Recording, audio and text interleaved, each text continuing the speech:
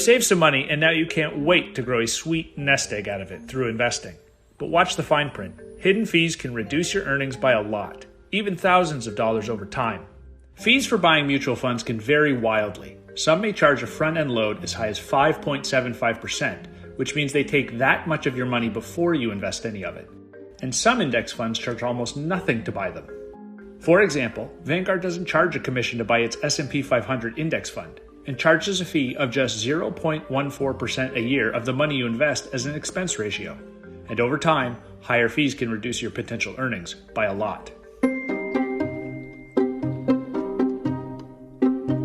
Surprised? You're not alone. Fees can sometimes be just plain confusing. Sure, brokers and funds have to tell you about them. It's the law, but that doesn't mean they can't bury the details in lots of fine print and jargon.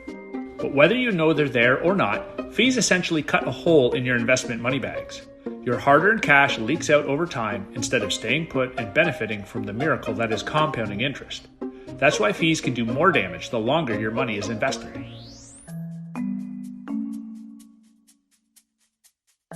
To figure out your fee situation, the jargon you need to know is expense ratio.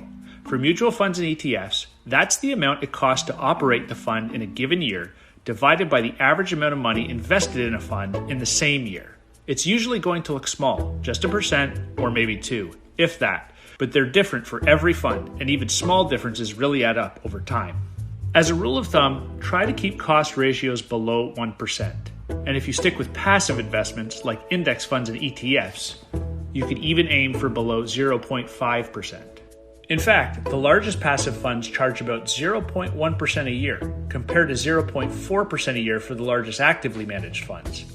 Also, beware of something called a front-end load, which means a fee that is charged upon purchase of a mutual fund. Some front-end loads can go as high as 6%.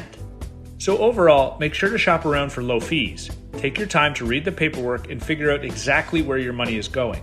These days, a lot of fees and commissions are going the way of the dodo, so don't just accept them. Understand why you're paying them and consider whether you could find a similar investment at a much lower cost.